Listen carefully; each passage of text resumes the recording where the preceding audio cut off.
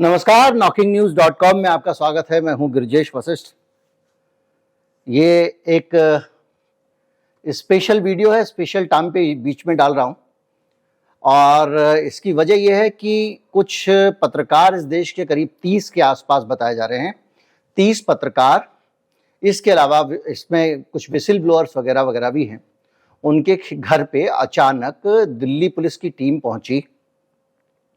Team ने पहुंचने के बाद में उनके घर पे उनके कंप्यूटर और बाकी चीज़ों को कब्जे में लिया, थोड़ी पूछताछ की और उनके कंप्यूटर की हार्ड डिस्क, उनके मोबाइल फ़ोन वगैरह अपने साथ लेकर चली गई है।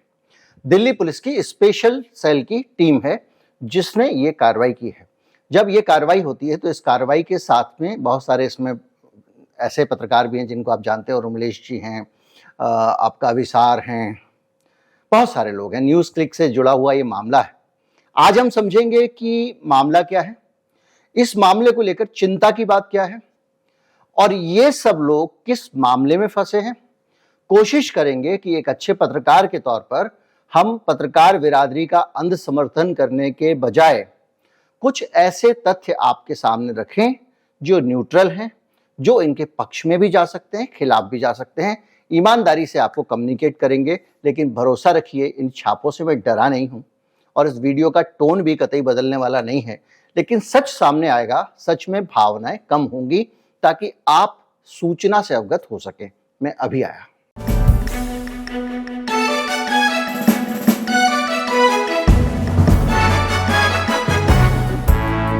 सुबह की इनकी शुरुआत हुई है पत्रकार भाइयों की। कुछ कार्टूनिस्ट हैं, मेरे बहुत पुराने मित्र हैं, करीब 25-30 साल पुराने दोस्त हैं। इरफान जो कार्टूनिस्ट हैं, उनके घर पे भी दिल्ली पुलिस की स्पेशल सेल की टीम जा रही है सबके घर पे। वो घर पे जब जाके उनके परिवार के लोगों से बात कर रही हैं, अगर वो व्यक्ति मिल जा रहा है तो उससे बात कर रही हैं, घर पे नहीं है तो उसका इंतज़ार कर रही हैं, वॉक पे गया हुआ है तो। और उसके बाद में उनके लैपटॉप, उनके मोबाइल फ़ोन और उनके कंप्यूटर की हार्ड डिस्क वगैरह जो कुछ भी उनको ऐसा मिल रहा है, उसको वो ले जा रहे हैं। और ले जाने के बाद में कई लोगों को पूछताछ के लिए बुलाया भी गया, ऐसी खबरें सोशल मीडिया पे हैं। कुछ लोगों को हिरासत में लिया गया है, कुछ लोगों को लोधी रोड में स्पेशल सेल के ऑफिस ले जाया गया है। ये भी जानकारियां हैं, लेकिन ये जानकारियां पुष्ट नहीं हो पा रही हैं क्योंकि कोई भी जानकारी पुलिस नहीं दे रही है। 75 के बाद पहली बार है कि आप लोगों के खिलाफ बड़े बड़े कांड कर रहे हैं और लोगों को बता भी नहीं रहे हैं कि आरोप क्या है। जो धाराएं सामने आ रही हैं अलग अलग सूचनाओं से, मीडिया पे, सोशल मीडिया पे, पुलिस ने तो कोई बयान अभी तक दिया नहीं है। जो सूत्रों के मुताबिक आ रही हैं वो सारी बातें बता रही हैं कि इनके ऊपर अनलॉफुल एक्टिविटी प्रिवेंशन एक्ट लगाया गया है, यूएपीए। ये ऐसा कानून है जिसमें जितना चाहो व्यक्ति को आप घसीट सकते हो। इन सब पे लगाया है, किस पे लगाया पता नहीं, लेकिन यूएपीए भी लगाया गया है। 3 जगह से एक साथ अटैक किया गया है, यानी एक दिल्ली पुलिस की स्पेशल सेल ने मुकदमा दर्ज किया है। इसके अलावा जो बहुत इस तरह के क्राइम जैसे साइबर क्राइम, दूसरी चीजें वो देखती है स्पेशल सेल। मुठभेड़ की कार्रवाइयां, मतलब जो पुलिस को एकदम तगड़ा वाला कुछ कार्यक्रम करना होता है तो स्पेशल सेल।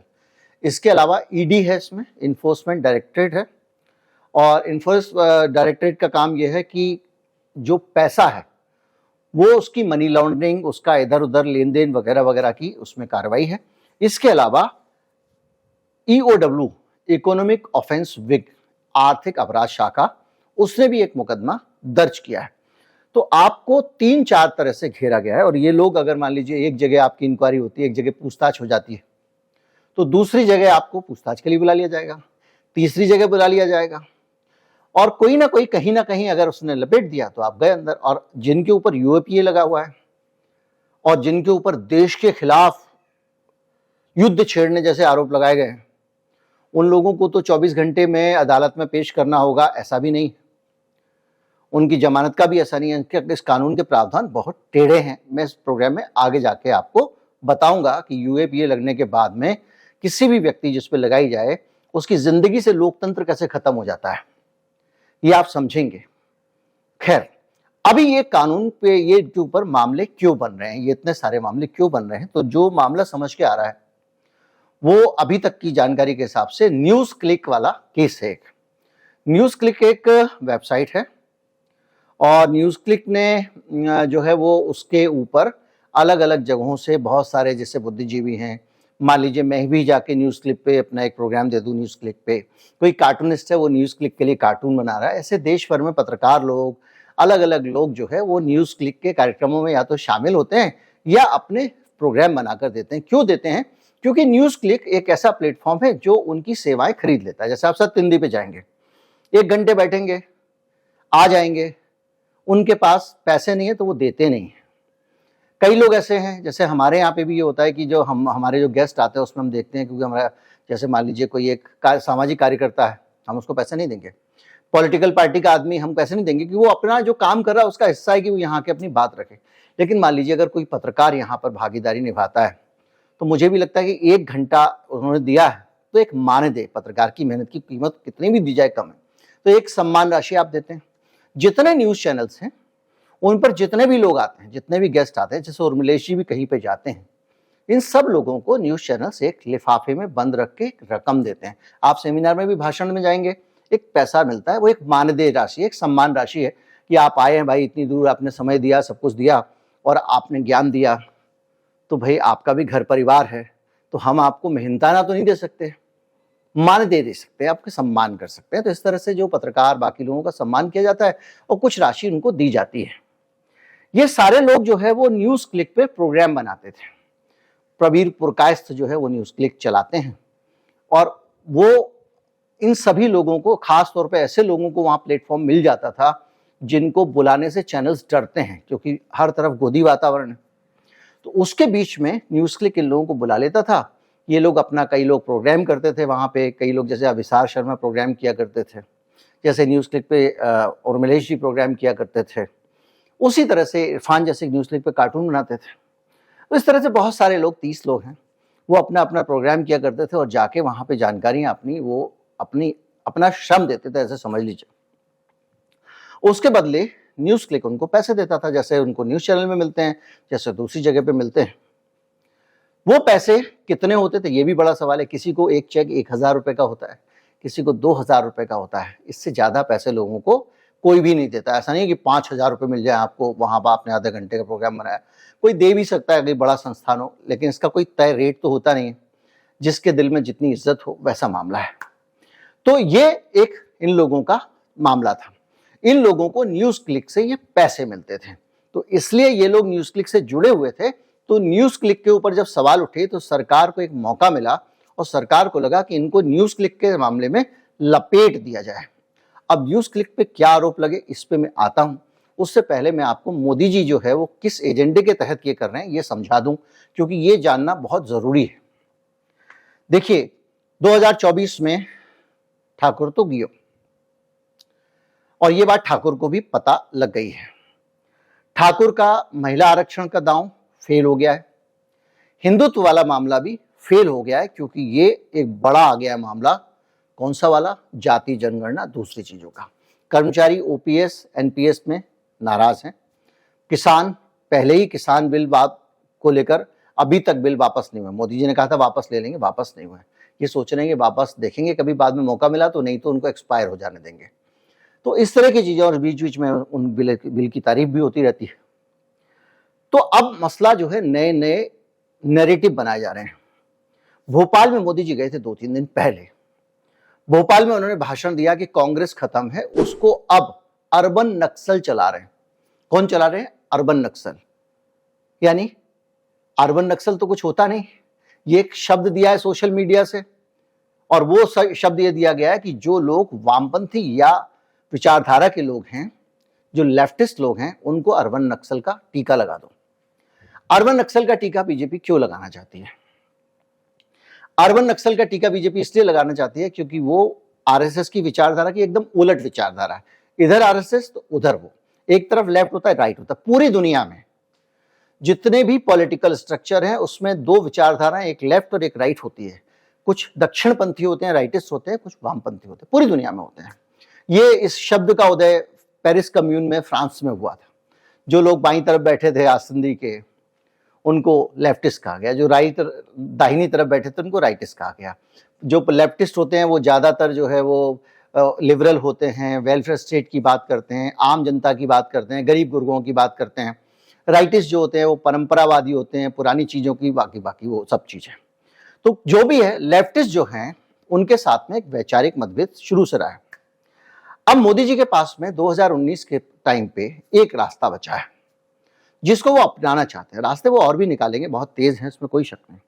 और वो रास्ता बचा है कि भाई मेरे पीछे ये सब पड़े हुए हैं, ये सब लोग मोदी विरोधी हैं। ये एक शब्द बहुत ज्यादा इस्तेमाल किया जाता है, मोदी विरोधी हैं, मेरे विरोधी हैं, मुझे हराना चाहते हैं, मुझे पसंद नहीं करते हैं, मुझसे नफरत करते हैं। और इसको वो समय समय पे विक्टिम कार्ड को डालते रहते। नोटबंदी के टाइम पे ये लोग मुझे मार डालेंगे, बोला था उन्होंने।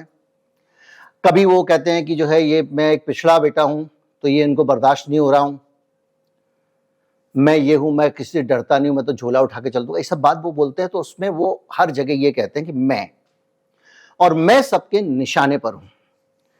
तो अब मोदी के प्रति लोगों की सहानुभूति बढ़ाने की कोशिश है और एक ऐसा वातावरण बनाया जा रहा है कि देखिए किस तरह से मिलके देशी विदेशी साजिशों के जरिए मोदी को उखाड़ने की कोशिश हो रही है।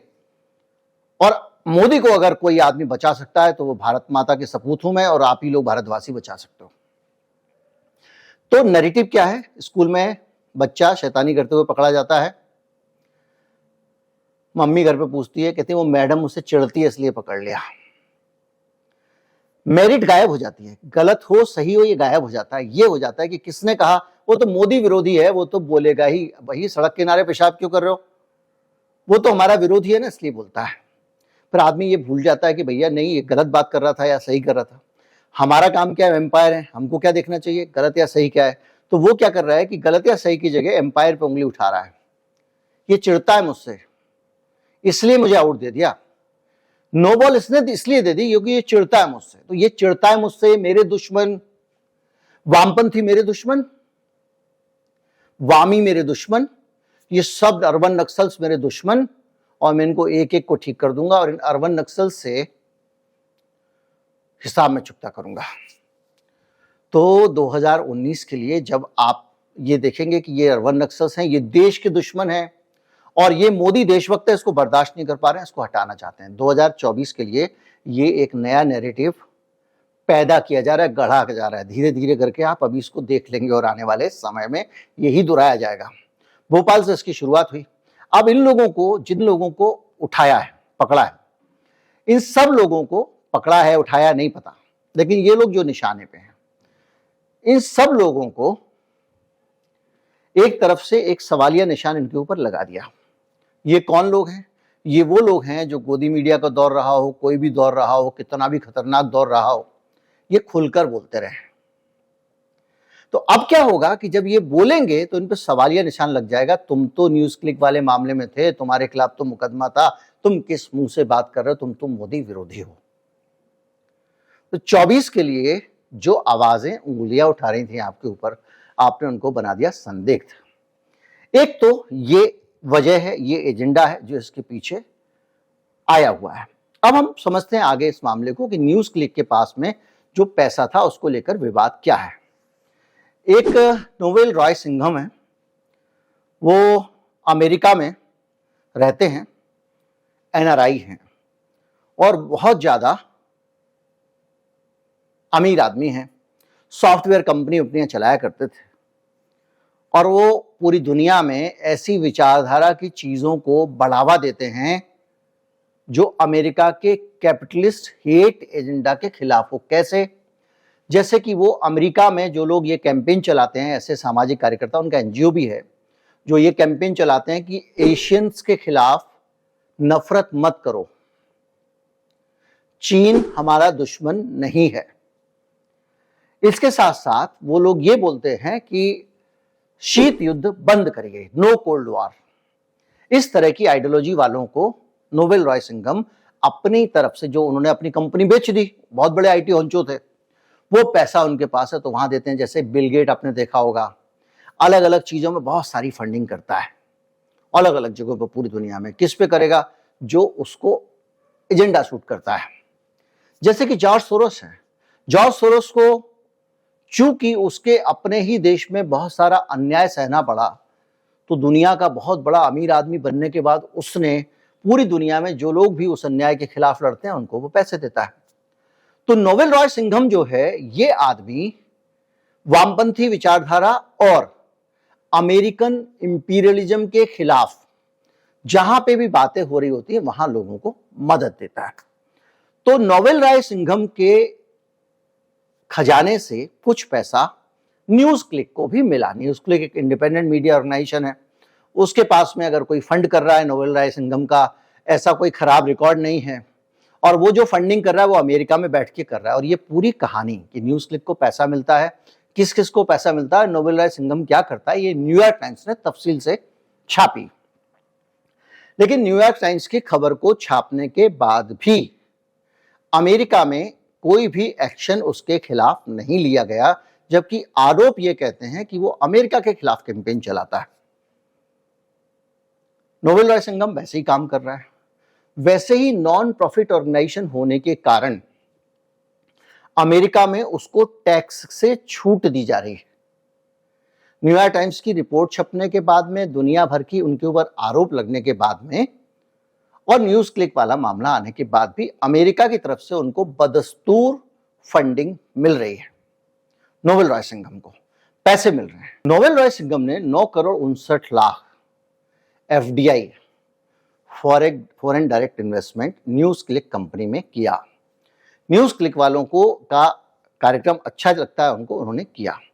उस पैसे के जरिए, इस पैसे के जरिए जो भुगतान था वो इन लोगों को दिया गया। किनको? ये जो लेखक पत्रकार पकड़ लिए। अगर वो पैसा उनको गंगा जी के अंदर मिलता तब भी वही भुगतान करना था, विज्ञापन से मिलता तब भी वही भुगतान करना था, या तो उस पैसे में बंटवारा हुआ। वो एक मानदेय राशि है जो वो दे रहा है, अगर वो नहीं देगा लोग उसके प्रोग्राम नहीं बनाएंगे। या जो फ्री में कर सकता होगा करेगा। मैं चला जाता हूं, कभी न्यूज लॉन्ड्री पे चला जाता हूं, कभी सत्य हिंदी पे, कभी कहीं चला जाता हूं, मेरा मन है। लेकिन मैं नियमित अगर प्रोग्राम बनाऊंगा तो मैं अपेक्षा करूंगा ना कि मुझे भी कुछ मिले। तो ये लोग उस अपेक्षा के हिसाब से अपना धन लेते थे। ऐसे पत्रकार हैं जिनको अलग अलग मीडिया ऑर्गेनाइजेशन से बाहर निकलवा दिया गया है, तो इनको लगता है कि भाई चलो ठीक है, घर चलाने के लिए, राशन के लिए हमको कुछ पैसा मिलेगा। कड़वा सच है इस देश के पत्रकार का। और ये फंडिंग की का लेवल देख लीजिए जो मैं आपको बता रहा हूं। तो ये जो पैसा है ये मिला। अब न्यूज क्लिक के पैसे से जो प्रवीर पुरकायस्थ है, उन्होंने अपना साकेत में जो उनका फ्लैट था उसका रिनोवेशन कराया, ये आरोप है। तो पैसा साइफन ऑफ किया। इसके अलावा अब क्या हुआ, इस पैसे में से एक पैसा ऐसा है जिसको भारतीय जनता पार्टी आइडियोलॉजी के तौर पर बर्दाश्त नहीं कर सकती। तो ये पूरा का पूरा जो मामला आ रहा है, इसमें जो अमाउंट इन्वॉल्व हैं वो ये है 86 करोड़ की फॉरेन फंडिंग हुई है जिसकी ईडी ने जांच की थी। 4,52,00,000 रुपए की प्रॉपर्टी, एक फ्लैट था जो इसको चला रहे हैं उनका, उस फ्लैट को ईडी ने राजसात कर लिया, अटैच कर लिया ये कहिए। इसके अलावा 9,59,00,000 रुपए एफडीआई के तौर पे इस न्यूज क्लिक कंपनी के टाइम पे आया, और ये आया एक और कंपनी है वर्ल्ड वाइड मीडिया होल्डिंग्स, उसके जरिए 41 लाख रुपए जो प्रवीर पुरकायस्थ हैं जिनके फ्लैट की बात हो रही है, उनके पास एफडी मिली है, उसको भी इन्फोर्समेंट डायरेक्टरेट ने रख लिया। तो मामला ये बना कि विदेश से पैसा आया और उस पैसे को इन्होंने काले से सफेद किया। अब इस मामले में इसको जब बात हुई तो प्रवीर पुरकायस्थ ने, जो न्यूज क्लिक ने लिख के डाला हुआ अपनी वेबसाइट पे, जो बयान दिया उसमें ये कहा कि साहब ये जो पैसा है ये ईमानदारी से, जैसे पूरी दुनिया में अडानी अंबानी में फंडिंग आती है वैसे मेरी कंपनी में फंडिंग आई है। कंपनी के पैसे से फ्लैट की मेंटेनेंस कराई आपने या मरम्मत कराई, ये मसला कंपनी का है। अंतीला भी तो कंपनी के पैसों से ही बनता है, वो अलग मसला है। लेकिन ये कुल मिला के इनके ऊपर आरोप थे। इन आरोपों को देखने के बाद आपके मन में क्या धारणा बनती है? अब न्यूयॉर्क टाइम्स कह रहा है कि ये जो आदमी है, जो आदमी इनको पैसे दे रहा था नोवेल रॉय, वो आदमी नोवेल रॉय सिंघम, वो आदमी इनको पैसे इसलिए दे रहा था क्योंकि वो आदमी चाइनीज एजेंडा चलाता है, वो आदमी चाइना का एजेंडा चलाता है, चीन के पक्ष में माहौल बनाता है। लेकिन ये कहीं पर नहीं है, ना सिद्ध हुआ है, ना सवाल उठा है, ना आरोप भी लगा है कि नोबल रॉय सिंघम चीन से पैसे लेता है। ये आरोप नहीं लगा है। आरोप इतना है कि नोबल रॉय सिंघम का एक ऑफिस चीन में भी है, जो न्यूयॉर्क टाइम्स ने आरोप लगाया था। लेकिन नोबल रॉय सिंघम जो है वो लगातार पूरी दुनिया में अमेरिका का जो इंपीरियलिस्टिक एजेंडा है, जो अमेरिका पूरी दुनिया में अपनी बपौती या कहें कि हुकूमत बना के रखना चाहता है, उसके खिलाफ जो लोग लड़ते हैं उसका एक हिस्सा है। वो जो एशियंस के खिलाफ नफरत है उसके खिलाफ काम करता है। लेकिन ये जो न्यूज़ क्लिक का काम था, वो अच्छे अच्छे आप जो कार्टूनिस्ट हैं, जो लेखक हैं, जो पत्रकार हैं, उन सब लोगों को अपनी वेबसाइट पर स्थान देता था और जो उनको भुगतान करता था। अब देखिए यहाँ पे एक पॉइंट और आएगा। एक पॉइंट ये है कि वो क्या बोले चैनल पे, क्या ये प्रवीर पुरकायस्थ उनको ब्रीफ करता था कि भैया आ जाना और मिलेश जी और आज शाम को बैठ के आपको ये बोलना है, तब तो ये सीधा जो है मामला ये माना जाएगा कि पैसा वहां से आ रहा था और उस पैसे के आधार पे प्रोपेगेंडा चलाया जा रहा था। लेकिन अगर एक पत्रकार है, एक मीडिया कर्मी है, वो अपने दिल की बात कहता है, जो उसको अच्छा लगता है, जो उसको सही लगता है वो कहता है, और वो अगर किसी के प्लेटफॉर्म पे कहता है, तो इससे पहले तो ये उर्मिलेश जी जो है वो हिंदुस्तान टाइम्स में काम करते थे, या विशाल शर्मा पहले एबीपी न्यूज में काम करता था, जी न्यूज में काम करता था, आज तक में काम करता था। तो ये सारे लोग कहीं ना कहीं इतनी बड़ी बड़ी जगहों पे काम कर चुके, तो इसका मतलब क्या हुआ कि वो जो कंपनियां इनको पैसे देती थी, वो पैसे देके ये थोड़ी बोलती थी तुम ये बोलो वो बोलो मेरे पक्ष में। तो इन जो एक थिन अंतर ये है कि अगर वो प्रोपेगेंडा चलाता था सिंघम का, उसने पैसे लिए, और प्रवीर इनको बोलता था भाई तुम आज शाम को प्रोग्राम में ये बोलना, आज शाम को ये बोलना, तो आप मान सकते हो कि एक ये देश के खिलाफ एजेंडा चलाने की साजिश हो रही थी। लेकिन अगर आप इतनी डिटेल में नहीं जाओगे, चीजों को नहीं समझोगे, तो आपको बता दिया जाएगा देश विरोधी है क्योंकि इन्होंने मोदी के खिलाफ आवाज उठाई। भाई इतना ही तो प्रमाण चाहिए देश विरोधी होने के लिए, एक वर्ग है इस देश में जिसके लिए। तो ये पूरी चीजें जो हैं, जो आपके सामने तस्वीरें आ रही हैं, वो आ रही हैं। और न्यूज क्लिक को लेकर एक चीज और बताऊं, अगस्त में जब ये मामला दर्ज हुआ, ईडी ने मामला दर्ज किया, हाई कोर्ट में मामला गया, हाई कोर्ट ने कहा ये तो गड़बड़ है, इनको घेरा जा रहा है, तो न्यूज क्लिक ने उनकी गिरफ्तारी पर रोक लगा दी। अब ईडी में गिरफ्तारी पर रोक लगाई। अब ये 2 मुकदमे और दर्ज हो गए। इन 2 मुकदमों में फिर से जांच शुरू हो गई है। अब इन 2 मुकदमों में पुलिस गिरफ्तार कर लेगी अगर चाहेगी तो, नहीं तो फिर से जाइए हाई कोर्ट और फिर से हाई कोर्ट से स्टे लेके आइए कि भैया गिरफ्तारी पे हमारी रोक लगाइए, ये तो बिल्कुल उतारू हो गए हैं। और ये जो उत्पीड़न है, इस उत्पीड़न का जो आनंद है, ये वही आनंद है जैसा कि वो आदमी जिसने केला चुरा लिया था गणेश चतुर्थी के पंडाल से, जब उसको पीटा जा रहा था तो एक आनंद मिल रहा था, वैसा ही इन लोगों का जो उत्पीड़न हो रहा है, इसका आनंद आपको सोशल मीडिया पे भक्त मंडली लेते हुए दिखेगी। देखा बहुत क्रांतिकारी बनते थे, ले तेरी ये हो रहा है। अब ये जो फंडिंग का खेल है, इसको समझ के आपके मन में ये आता होगा कि भैया यार ये तो बड़ी चिंता की बात है, ऐसे तो नहीं होना चाहिए। विदेशी पैसे से अगर भारत में मीडिया हाउस चलेगा तो गड़बड़ तो हो सकती है, तो देश के लिए खतरा तो है, ये कैसी बात कर रहे हो आप। लेकिन ऐसी फंडिंग्स इस भारत में आज भी 1000 से ज्यादा विदेशों से आ रही हैं, जो सरकारी कार्यक्रमों में भी चल लग रही हैं, गैर सरकारी कार्यक्रमों में भी लग रही हैं। जो गंगा की सफाई करके स्टीमर लगाया ना, उसमें भी विदेशी पैसा लगा है, सरकार ने लगाया है। पूरी दुनिया की फंडिंग यहां से वहां जाती है, इसमें कोई नई बात नहीं है। मैं आपको एक ऐसी फंडिंग के बारे में बताता हूं जिसके बाद में आप कहेंगे कि हाँ, संघ परिवार को अमेरिका से डोनेशन मिले बड़ी संख्या में, और ये कुछ करोड़ की बात है, और वहां जो डोनेशन मिले हैं उसको लेकर तो जबरदस्त बवाल हो गया है। $1.5 लाख का उनको फंडिंग दी गई अमेरिका में। किसको? विश्व हिंदू परिषद को, जो हिंदू ऑर्गेनाइजेशन है उनको। और ये जो फंडिंग दी गई, ये इस नाम पे दी गई कि ये वहां पे कोरोना के लिए कल्याण के काम करेंगे।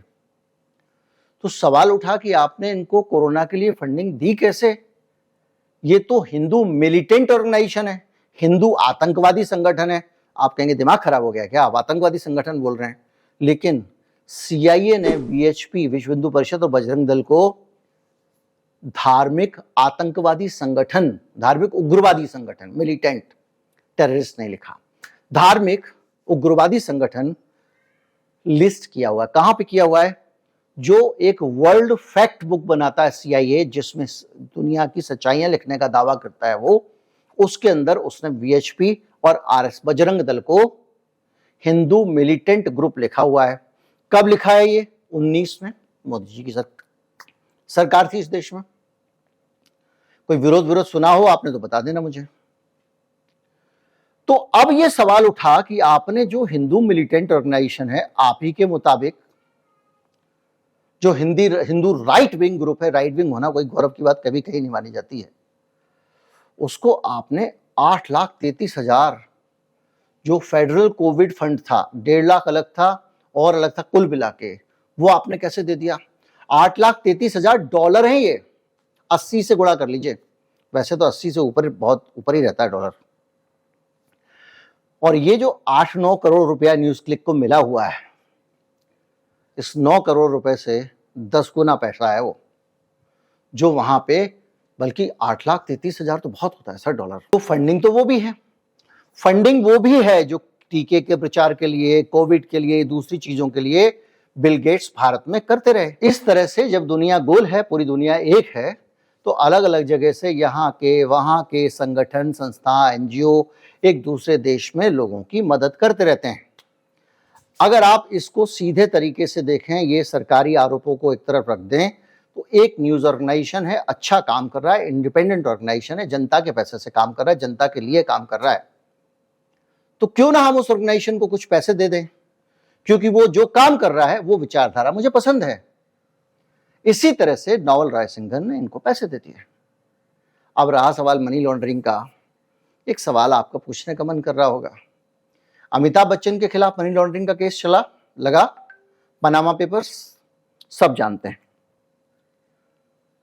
ऐश्वर्या राय के खिलाफ, अनिल अंबानी के खिलाफ, अनगिनत हिंदुस्तान के लोग हैं। आप पनामा पेपर्स वाला मेरा एपिसोड देख लीजिए, कितने लोग जेल गए, कितनों की हार्ड डिस्क दर्ज हुई।